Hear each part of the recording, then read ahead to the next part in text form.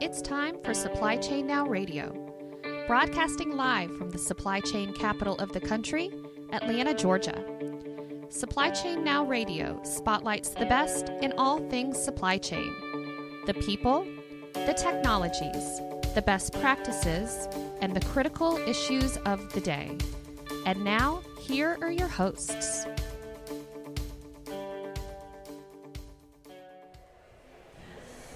All right, good morning. Scott Luton here with you live on Supply Chain Now Radio. Welcome back to the show.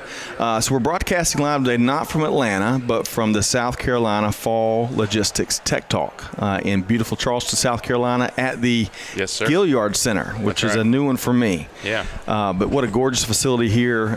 We are doing this in partnership with the South Carolina Council on Competitiveness, which hosts the Tech Talk. And, Greg, this event highlights some of the most innovative companies and leaders that are driving the logistics industry in the booming state of South Carolina. To our listeners, like all of our series on Supply Chain Now Radio, you can find our replays on a wide variety of channels, Apple Podcasts, SoundCloud, YouTube, wherever you get your podcasts from. As always, we'd love to have you subscribe so you don't miss anything. So let's welcome in my esteemed co-host that made the drive down to this gorgeous city here yesterday, Greg White, serial supply chain tech entrepreneur and trusted advisor and board member. Greg, how you doing? I'm doing great, thank you. It is great to be back here. It is great to be back here. The weather's cooperated. It wasn't too humid yesterday. It was a crisp fall morning this morning. A lot of comments from Charlestonians about the weather this morning. Yes. They're not used to even this cool. Well, we've got a great interview. We're going to kick off the series here today with Jamie Taylor, coordinator inside sales with the South Carolina Ports Authority. Jamie, how you doing? I'm doing well. Thank you guys for having me. If you're going to be down in Charleston and you're going to be talking supply chain or really business in general, it's natural to kick off with the ports. A $53 billion economic juggernaut that drives not just the state economy, which those numbers do, or the impact on South Carolina's economy, but it drives the regional economy. And you could probably make an argument that it helps the continent move. For sure. Right? Absolutely.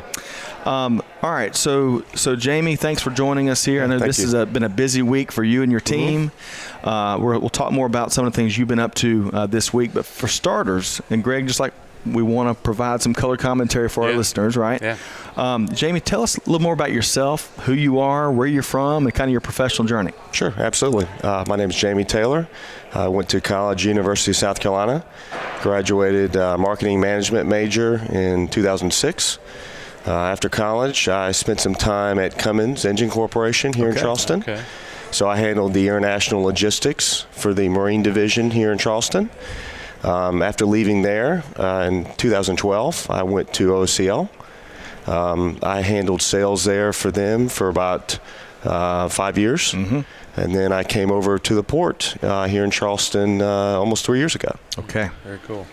So I bet that Cummins and OCL experience, really, especially your international experience you have with those organizations, really prepared you well for dealing with the ports. Absolutely. So I think I bring a BCO perspective, being at Cummins, and then the ocean carrier perspective, and bringing it, tying it all together here at the port level. That's great with what you guys are trying to do to expand the influence of the ports, to have Absolutely. that perspective, right? For sure. Yeah. So let's so the ports now for how many years? Almost 3 years. 3 years. And has the speed and the rate of change and the growth, have you seen the pulse pick up month in and month out? Absolutely. So we just completed our fiscal year in July of this past year. We had a record fiscal year. We were roughly around 10% above our plan. We are on track to have another record year. So we've had record months consecutively since our end of our fiscal year. August, September, October looks to be another strong month as well as far as volume. So we have a lot of things going on here. We're very integral in working with South Carolina Commerce Department as well on attracting companies to locate here in South Carolina. Either that or to try to, expand if they're currently in South Carolina. Yeah. So at its highest level, y'all's mission twofold. You're supporting the businesses that are here, right? Helping them grow, providing access, solving, I'm sure, logistics and supply chain problems, right? Removing those obstacles. But then also you're helping the state and really the region land new business, right? Absolutely. So we're probably the largest economic driver for the state of South Carolina, and so we are very integral in how we attract companies to locate here and how we help them improve and expand their business in the state. And the inland port system, it seems that from all accounts, I haven't toured it yet. We've had an invite to tour. We're going to take up the team next time we're here. Or upstate. Mm-hmm. It seems like that's been a smashing success for the ports. Absolutely. So we opened Inland Port Greer about 6 years ago. The major driver for that particular facility was BMW. They were the anchor account, and so initially most of the volume in and outbound of that facility was with BMW. Now we're seeing a very diverse set of companies using that facility. We've dramatically grown it. I mean, I think we did over 150,000 rail lifts last year. In year 5, we didn't even anticipate doing 100,000 container moves there. And wow. we did 150,000 last year. Wow. So, and Greer's been such a big success story that we opened our second inland port in Dillon, South Carolina in April of 2018. And the anchor account there is Harbor Freight Tools. So we're excited about the growth of Greer, and now with Dillon coming online, and the inland port platform, I think, has really transformed how ports do business around the country. So can you share a little bit about why Sure. inland ports? So just some of our listeners, they're not as familiar with. Yeah, sure, absolutely. So we have a inbound, outbound train from our inland ports to Charleston, and that's a 6-day-a-week train service for Greer, 5-day-a-week train service for Dillon. And so basically what we're able to do is take trucks off the road. We're able to have a more efficient supply chain for importers, exporters. Also with the trucking shortage that we've seen here in the country, in particular Southeast, shippers are able to hedge their risk against truck using the inland port model via rail. Right, and they can they also clear customs inland rather than at the seaport? Yes, right. Correct. So on the import side for Greer, a shipper would get a rate from their ocean carrier to Greer, South Carolina. Okay. That rate would include the ocean to Charleston and then the rail to Greer. Oh. So the only thing they would have to manage would be the trucking piece from our inland port to the final destination. Okay, great. Yeah. Well, and then one of the things I understand about inland ports, and I'll defer to the expert though, is beyond the benefits that you've already laid out. It also, and you kind of spoke to supply chain efficiency, but with e-commerce and those expectations and those service levels continuing to get smaller and smaller. Amazon's about to make the 1-day standard for its prime customers. These inland ports help things move quicker. From where it comes in the port into the business markets, right? Absolutely. I think the major advantage to it on a shipper perspective is, you're going to have more truck capacity in an inland port market versus a port market like Charleston or Savannah or any other port for that matter. And so as a shipper, you are able to have a lot more power. In particular, if you're doing a lot of freight, even if you're doing a little bit of freight, you're able to capitalize on a broader truck market in Greer or Dillon versus Charleston. Well, clearly, what y'all are doing is being benchmarked by other states. Yes. If you look at the growth of inland ports usage and their success nationally, a lot of markets are moving to using, kind of pulling levers on those things. So we look forward to kind of seeing what's next, not just for the ports, but also from an inland port utilization standpoint. Okay, so let's talk about the big event. That kind of is our backdrop, or at least it was last night as we were setting up, and then early this morning. I think y'all wrapped up the event, but tell us more about what that event is. Is it something y'all do every year, and who was here? Sure. So we're at the South Carolina International Trade Conference. I believe it's the 46th year consecutively we have had this event. It is kind of the Super Bowl, if you will, for us at the Ports Authority. Kind of our key initiative for this week is to have as many as our clients in as possible. in entertaining meetings and sidebar discussions, and there's and to give you kind of who's here. The ocean carriers, all the major ocean carriers are here present at this event. A lot of the major shippers, importers, exporters, drayage providers, freight forwarders. So it's really a who's who in the international logistics community is at this event. So we heard, Dick Vitale spoke yesterday. Yes. Wow, how was that? That was fantastic. Growing up, I'm a huge sports fan, in particular college basketball, and what he's done for the sport, and it was really great to see him and hear him, and so I think everyone really enjoyed it. So, what were his thoughts on inland ports? I don't think we were asking about inland ports. X's and O's. X's and O's. Yeah, absolutely. Press. Get a TO, baby. Well, speaking and your alma mater, Gamecocks, have a great basketball coach, Frank Martin. Yes, right? absolutely. He's done some great things driving the basketball program forward. Yes. All right, so big event, the South Carolina International Trade Conference, and the neat thing that I've seen, and this is our first time here at the Fall Logistics Tech Talk, I love how they kind of combine and kind of bookend the Tech Talk with what sounds like a great event that the ports drove earlier in the week. Sure. Yeah, absolutely. So, some of the key sessions here, I think we do a good job, or at least the conference does, of aligning all the perspectives of supply chain and having various sessions on that and trying to intermingle that and try to understand, in this community that we're in of logistics, how can we improve? How can we improve for ourselves? How can we improve for our clients and other shippers? Yep.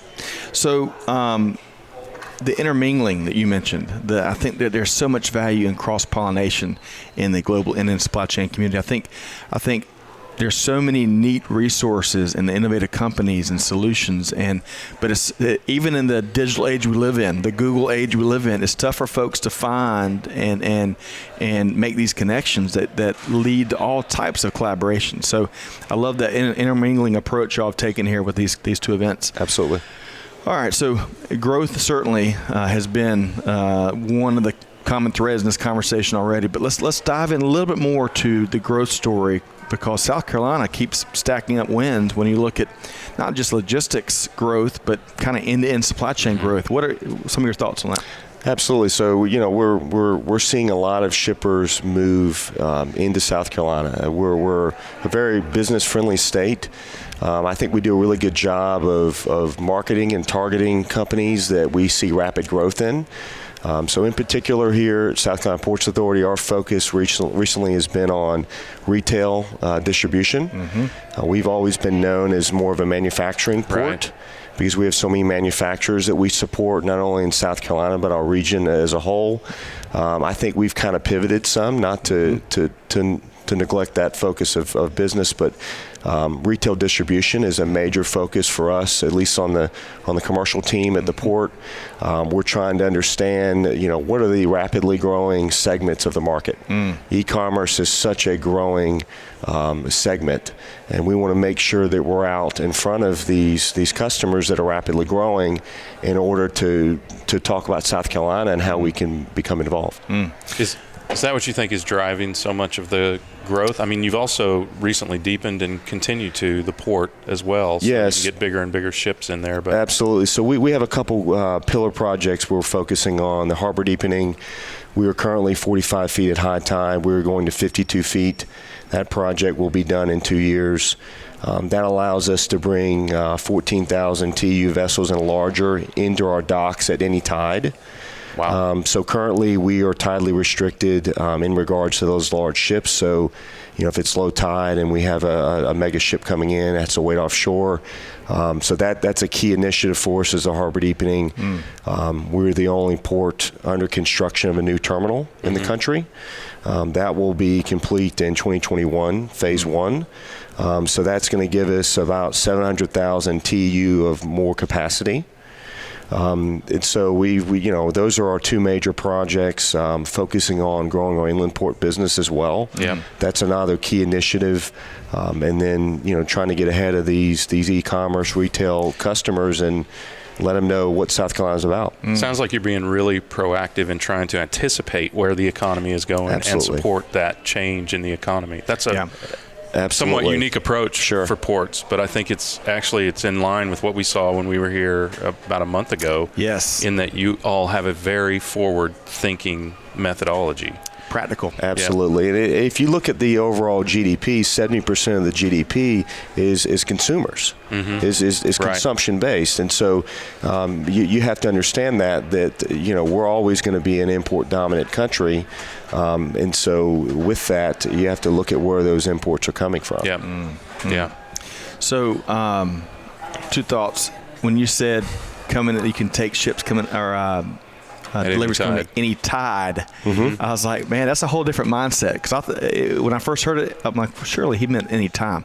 No, any tide. That speaks to the mindset y'all have to have at the ports, right? Right. And then secondly, to your point, Greg, and how you were saying earlier about our previous conversations down here, and Jamie, how you were talking about how the state makes it a business-friendly environment.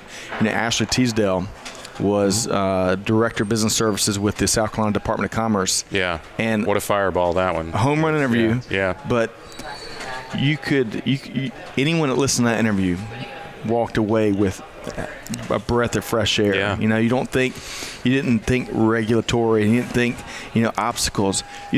What we heard is a state official that wants to make it as easy as possible to make business establish here and grow here. She consciously changed her career choice from banking, where she was helping small businesses, to the state, where she could help even more small businesses in even more situations. And to see that kind of spirit in a government entity is exceedingly rare. Sure.